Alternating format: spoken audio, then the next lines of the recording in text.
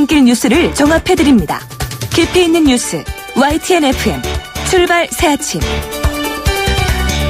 신율의 출발 새아침 3부 순서 시작합니다. 요새는 아침에는 봄인데 낮에는 여름인 날씨가 반복되고 있죠.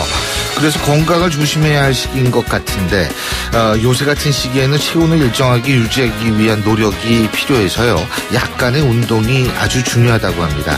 그래서 미세먼지만 괜찮다면 기분 전환도 할 겸 이 교외로 나가는 것도 좋을 것 같죠. 요새 계절을 느끼지 않으면 금방 여름이 올 거고 그렇게 되면 바깥 활동하는 것 자체가 부담스러워지니까 계절도 만끽할 겸 정신건강을 위해서라도 바깥 공기를 한껏 마시는 것도 좋을 듯 싶습니다. 신율의 출발 새아침 3부 순서 먼저 광고부터 듣겠습니다.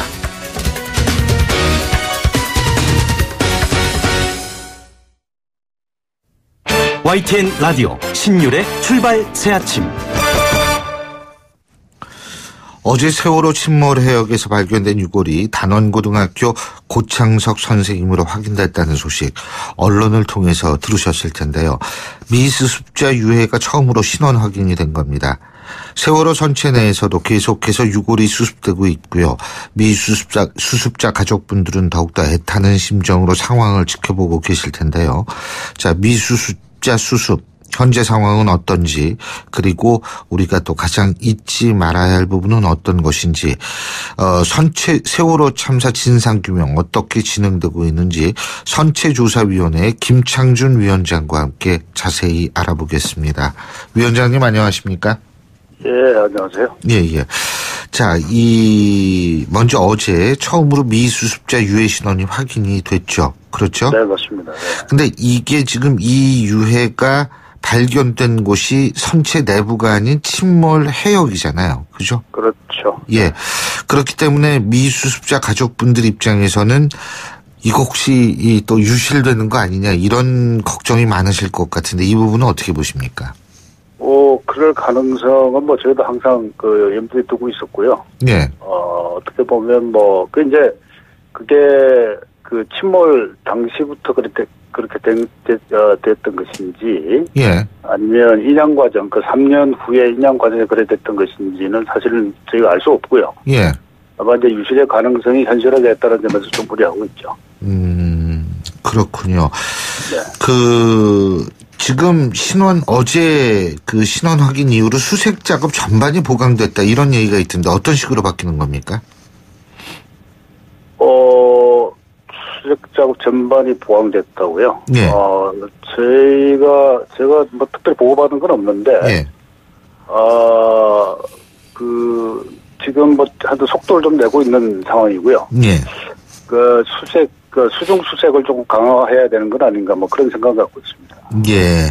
자, 그리고 선체 수색도 지금 계속되고 있죠. 그렇죠? 그렇죠. 네. 예. 세월호 선체 수색도 계속이 되는데 객실 수색이 진행 상황은 어느 정도입니까? 대략 한 절반 조금 못 미치는 정도고요.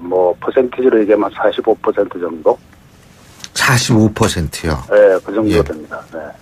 그러면은, 45% 정도 되면 그게 지금 우리가 한 달 걸렸잖아요, 지금? 그렇죠. 그러면은 나머지 또 한 달이 필요하다 이렇게 이해해도 되나요? 그거는 아니고요. 초기에는 이제 진입로 확보가 어려워가지고. 예. 그 시간이 많이 걸렸는데 지금은 이제 진입로가 다 확보가 됐고. 예. 필요한 부분에 천공이 다 뚫려서. 제가 아까 말씀드린 속도를 낸다는 말씀은. 예. 앞으로는 더 빨리 진행돼서, 저희 좀 낙관적으로 말씀드리면 5월 말 6월 초? 그러면은 5월 말 6월 초면은 이제 2주도 안 남았나요? 이제 그렇게 좀, 낙관적으로 예상하면 그렇다 이런 말씀입니다. 지금, 그 선체 수색을 위해서는 어떤 분들이 들어가 계십니까? 선체, 우선 코리아 살비지라고 해서 이제. 회사요. 인양업체죠. 인양업체고, 그 다음에 이제 가장 전면에 국방부에서 파견된 유해 발굴 팀이 들어가 있어요. 예. 그 다음에 이제 해경에서 나오신 분들. 예. 그 다음에 119 구조단이 들어가 있습니다. 해경하고 국방부하고 해경하고 119 구조단이요. 네. 국방부에서 나오신 분들은 이제 유해 수습 수색을 위해서 가신 분들이죠. 예, 유해 수습의 그분들의 전문가라서 예. 최근에 뭐 온전하게 발굴됐거나 그 가까우게 이렇게 발굴된 부분이 있는데 예. 그분들의 큰 활약을 했죠. 예. 이게 왜 중요하냐면 예. 이 유해가 이렇게 나오더라도 신원 확인 안 되면 다 이제 DNA 검사를 해야 되지 않습니까? 예. 근데 이제 유해를 이렇게 온전하게 발굴하면 예. 뼈를 일일이 다 이렇게 DNA 검사할 필요가 없는 것이죠. 예. 개별적으로 하면 개별적으로 다 DNA 검사를 해야 되지만 예. 온전하게 나오면 한 사람 하나만 하면 되니까. 예. 그래서 이 온전하게 발굴하는 게 굉장히 중요합니다. 아, 그렇군요. 온전하게 발견하는 게. 그렇죠. 지금 수색 중에 스마트폰도 여러 대 발견이 된 것으로 알려지고 있는데요. 그죠? 이제 77대 정도 나와 있습니다. 77대. 스마트폰에 한 45개 정도 나와 있습니다. 45대요. 네. 근데 이게 지금 복원을 맡기신 거죠? 지금, 네, 외부 민간기업에 맡겨놓은 상황입니다.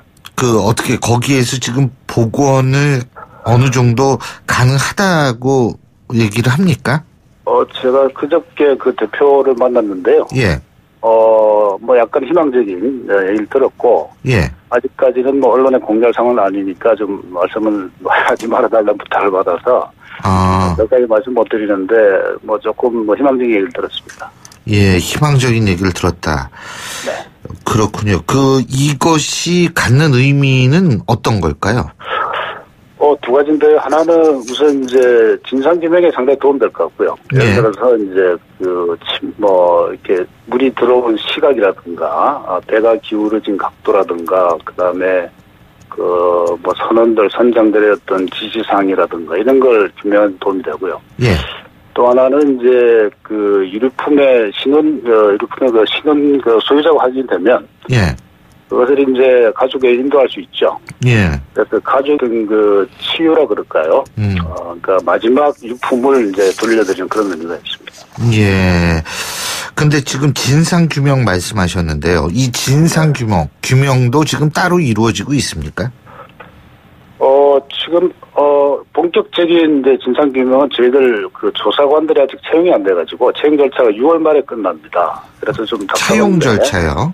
예. 조사관들, 이제 직원들. 예. 저희들을 이제 위원들을 도울 수 있는 직원들 채용 절차가 저희가 발족이 좀 늦었지 않습니까? 예. 출범이. 그래서 이제 시간이 걸리는데 그래서 저희들이 현재 하고 있는 것은 증거 보전. 그러니까 현상 유지를 하는 절차만 지금까지 해왔고. 예.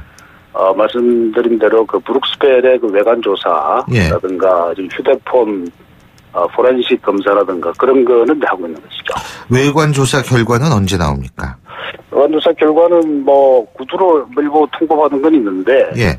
지금 이제 선박이 좌연으로 눕혀져 있기 때문에 예.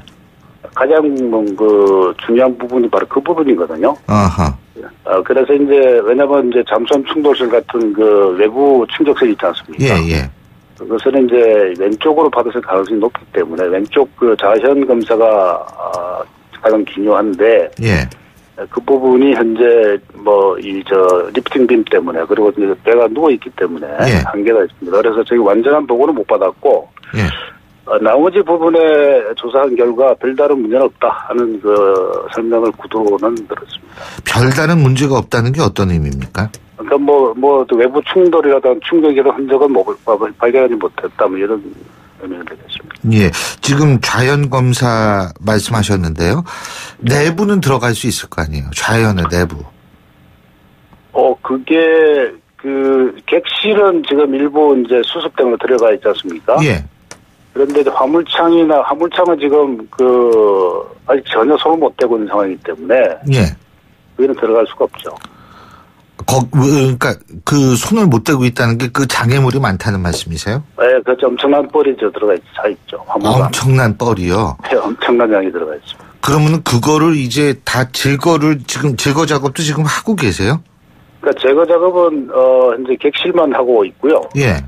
화물창은 현재 진상규명에 아주 중요하기 때문에 예. 거기는 현재 작업을 하지 않고 있습니다. 그러니까 일종의 현장 보존 차원이다 이 말씀이시군요. 그렇죠. 네. 예. 그러면은 그 부분에 대해서는 언제 손을 대실 계획이세요? 말씀드린 대로 객실 이제 수습이 끝나고 성과가 이제 더 이상 9분 전부가 수습이 안 되면. 예. 이제 미수습자 가족의 요구가 우선 5층을 먼저 하라. 예. 5층에 이제 선생님이나 일반 이 고급 선원들 또는 1등실이 있고요. 예. 그다음에 이제 순서가 화물창으로 요구되고 있습니다. 그렇군요. 가능성은 좀 낮죠. 예? 네. 가능성은 좀 낮습니다. 어떤 가능성 말씀하세요? 화물창에 거기서 유해가 발견될 가능성은 낮단 말씀. 지금 그러면은 이제 이 사고 해역 조사와 이 선실 조사가 같이 지금 이루어지고 있는데요. 맞습니다. 그죠? 네, 예. 네. 그런데 지금 사실 확인된 분은 지금 한 분 계신 거죠? 신원이 확인된 게 한 분이고요. 예. 그다음에 이제 한 2분 정도는 신원은 아직 확인 안 됐지만 수습된 걸로 사실상 확인한 걸로 저희 생각을 하고 있습니다. 그러니까 최소한 3분 정도는 저희가 수습된 걸로 생각을 하고 있습니다. 신원 확인은 언제 그러면 확실하게 됩니까? 그게 이번에 이제 오 선생님처럼 생각보다 빨리 넣을 수가 있기 때문에 원래 국가수에서 얘기한 건 한 달이었는데 예. 뼈 보존 상태가 좋다면 예. 조만간 넣을 가능성이 많죠. 그보다 훨씬 당겨질 가능성이 있습니다. 예.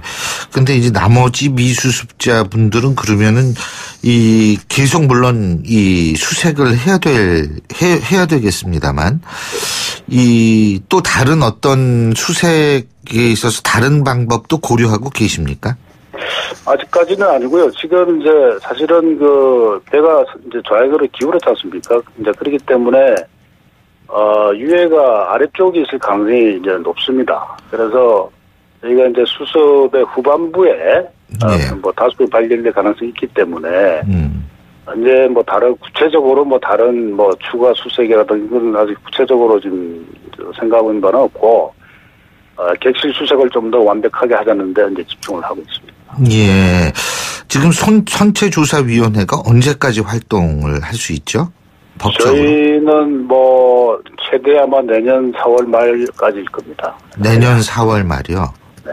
그러면은 최대라고 말씀하셨는데 그때까지 시간은 충분하다고 생각하십니까?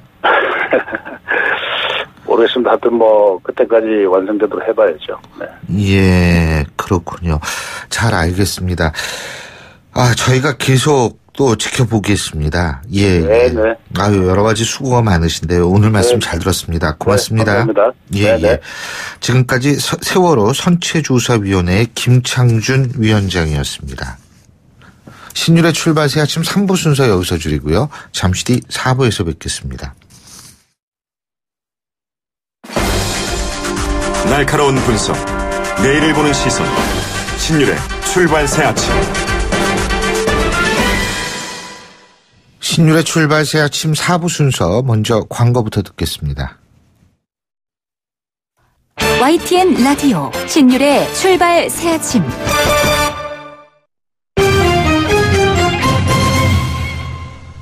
예, 경제 뉴스 알아보겠습니다. 한국경제신문의 정인설 기자 스튜디오에 나와 있습니다. 어서 오십시오. 안녕하세요. 예. 자, 어제 새 정부의 첫 장관급 인사가 있었는데 한성대학교 김상조 교수가 신임 공정거래위원장 후보자로 임명이 됐죠?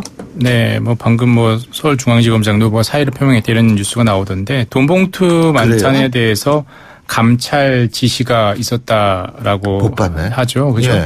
그게 이제 검찰 개혁의 신호탄이다라고 하고 이제 이 부분 김상조 교수가 공정거래위원장 후보자로 임명이 된 게 이제 대기업 재벌개혁 그래서 쌍끌이 개혁이다 이런 말이 나오는데 김상조 교수를 왜 공정위원장 후보자로 임명했냐 그 배경에 대해서 청와대는 이렇게 설명을 했습니다.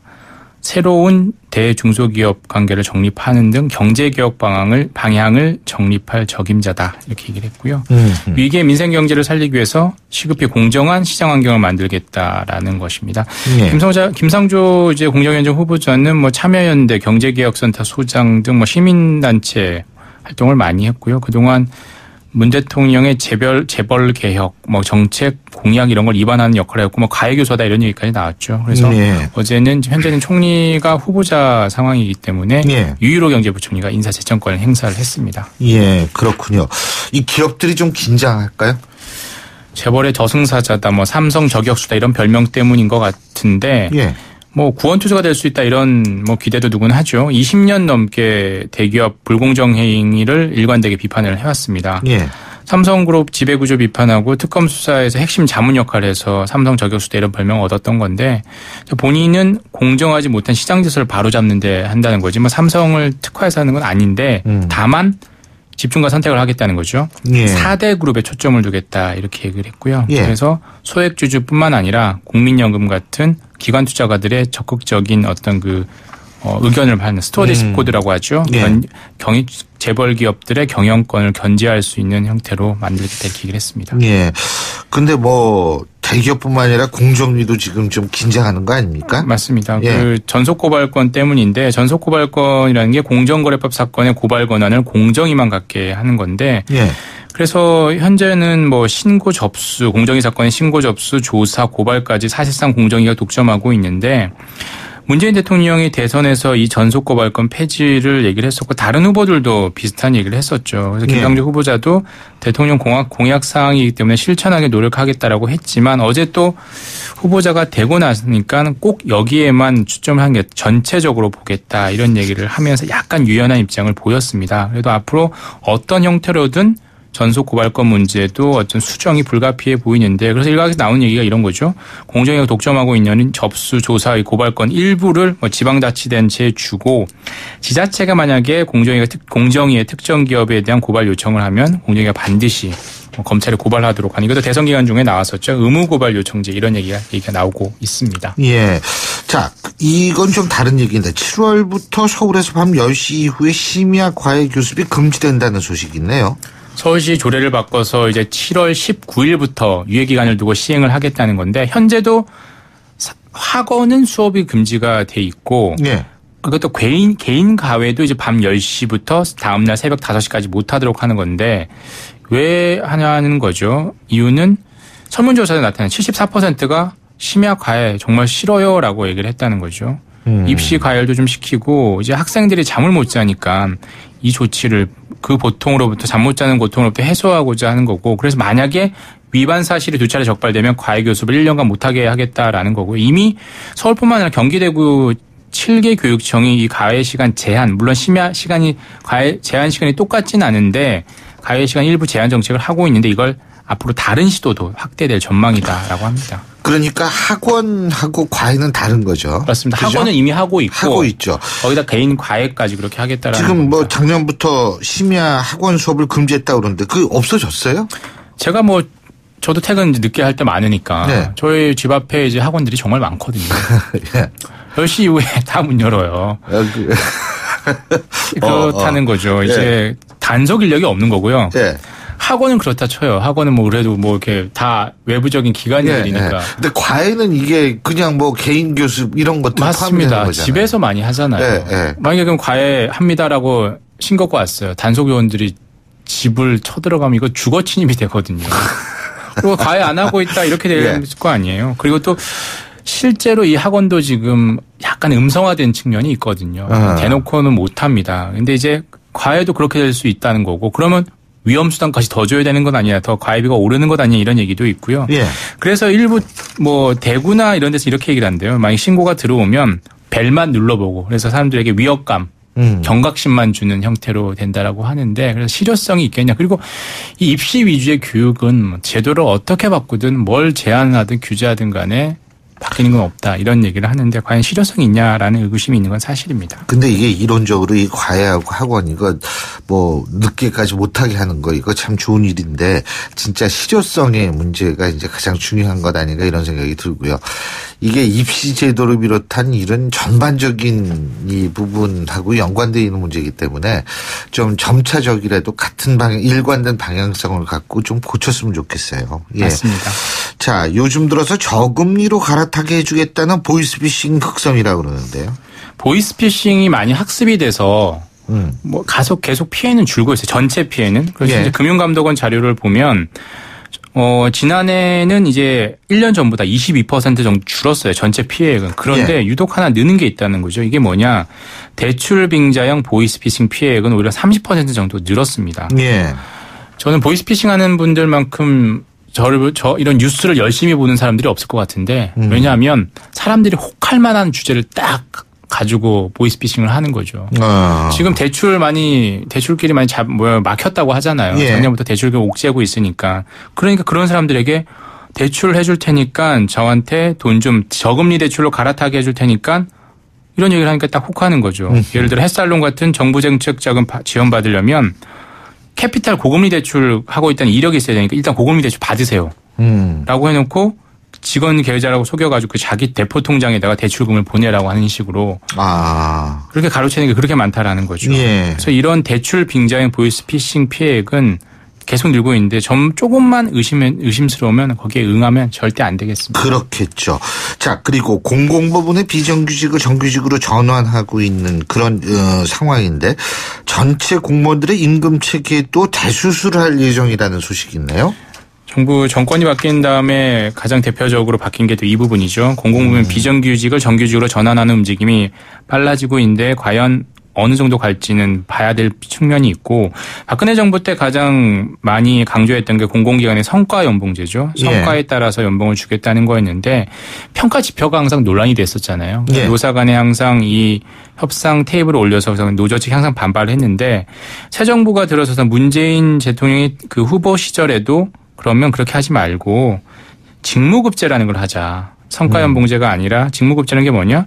성과에 따라 연봉을 다 사람들 나눈 게 아니라 성과부터 연봉 다 나눠먹게 하니까 업무 성격, 난이도, 그러니까 개인이 아니라 업무의 성격, 업무의 특성에 따라서 급여를 결정하자 이런 임금 체계인데 기획재정부가 노동연구원에 연구 용역을 줬다라고 합니다. 그래서 이게 신정부 들어서 어떤 공공기업의 내진 공무원들의 어떤 임금 체계를 바꾸는 틀을 완전히 바꾸는 체계가 될 것 같은데 이것도 1호 시범 대상이 있어야 될 텐데 비정규직의 정규직 전환 1호였던 인천공항공사가 거론되고 있다라고 합니다. 잘 알겠습니다. 오늘 말씀 잘 들었습니다. 고맙습니다. 감사합니다. 지금까지 한국경제신문의 정인설 기자였습니다.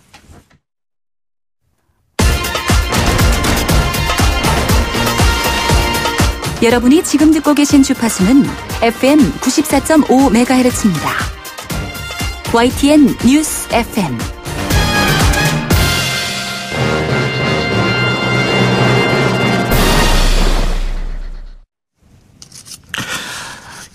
그 트럼프 대통령이 취임한 지 지금 넉 달이 지났는데 벌써부터 탄핵 얘기가 나오고 있습니다. 이 후보 시절부터 러시아와의 관계 때문에 구설수에 계속 올랐는데 지난 9일에 러시아 내통 의혹 수사를 하던 코미 전 FBI 국장을 해임했고요. 최근에는 러시아 외무장관에게 기밀을 유출했다라는 그런 얘기까지 나오고 있습니다. 이 연이은 러시아 스캔들로 미국 내에서 탄핵 여론이 심상치 않은 모양인데요. 자, 이와 관련해서 직접 미국 현지 연결해서 얘기 들어보겠습니다. 뉴욕 시민참여센터의 김동석 상임이사 전화 연결합니다. 안녕하십니까? 안녕하세요. 뉴욕입니다. 일단 트럼프 대통령 탄핵론이 왜 나오게 된 건지부터 정리를 간단하게 해주시죠.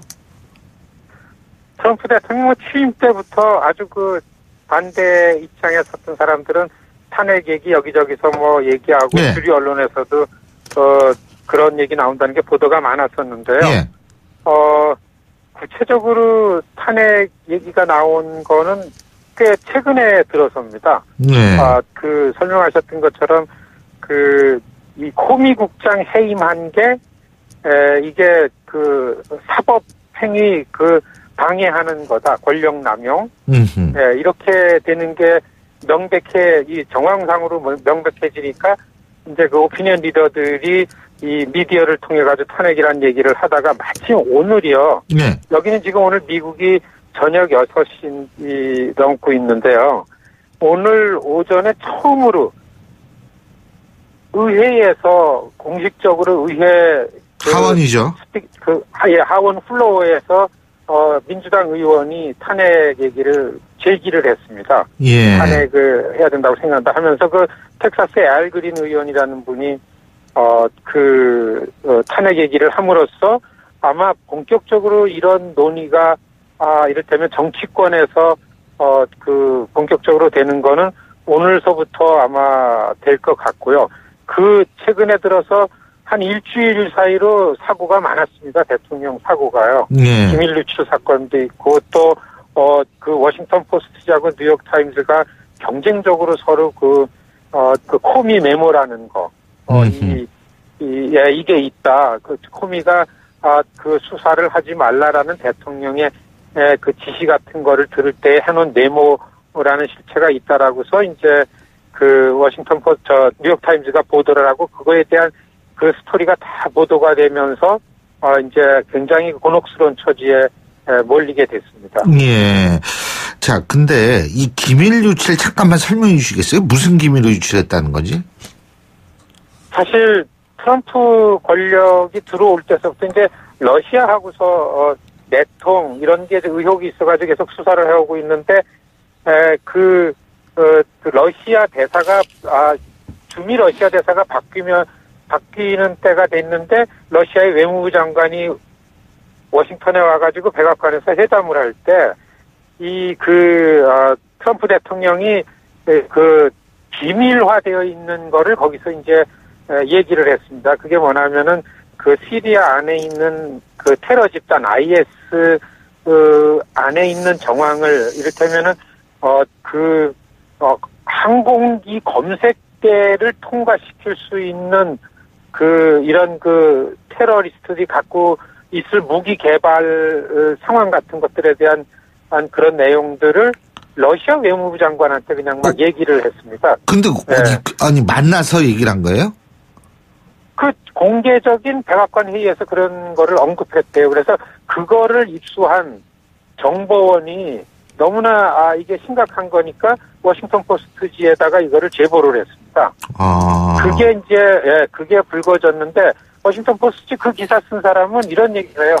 그분이 너무나 놀래고서 자기는 원래 트럼프 지지자인데 이거에 대해서 얘기할 사람은 얘기할 때는 언론밖에 없다 해가지고 이거를 워싱턴 포스트지에 거의 메인 데스크에 있는 그 기자한테 줘가지고 이것이 이제 워싱턴 포스트지에 나와가지고 그 얘기를 했는데 이게 이제 백악관에서 난리가 나가지고 백악관의 회의에서 참모들이 그런 얘기 한 적이 없다 이렇게 이제 들은 사람 유출된 거. 그래서 이거를 막으려고서 국가안보보좌관이 나섰습니다. 네. 국가안보보좌관이 나서가지고서 대통령이 그런 얘기를 하지 않았다고서 이제 얘기를 하고 어떠한 위해가 될 만한 일이 아니다 얘기한 내용 이렇게 얘기를 했는데 그날 저녁에 대통령이 거의 자랑 삼아 트위터에다가요. 네.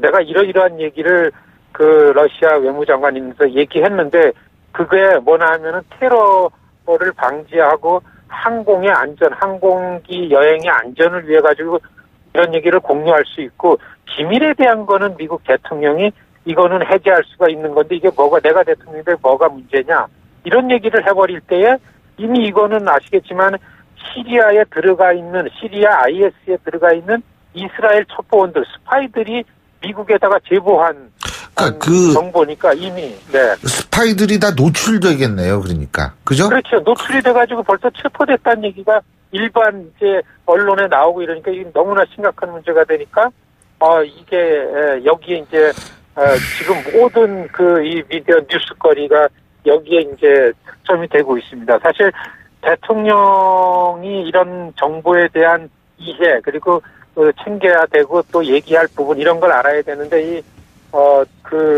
트럼프 대통령이 거의 그냥 자랑하듯이 얘기를 했다. 이게 이제 드러난 거죠. 이걸 보고서 워싱턴의 정치인들이 탄핵이라는 얘기를 이제 입에 오를 수밖에 없고 또 한 가지는 사실 탄핵이라는 과정이 의회의 기능입니다. 미국에서는요. 예. 일단 대통령이 당선되고 양당에서 이제 안정되게 의회에다 정치를 맡겼는데 그래서 의회에서 아시겠지만은 절대 여당 다수당을 접하고 있기 때문에 이게 여당 자기 편에서 얘기가 나와야 되는데 어제 그 힐지 기자가 공화당에 잘 나가는 의원 한 사람한테 이걸 물어봤어요.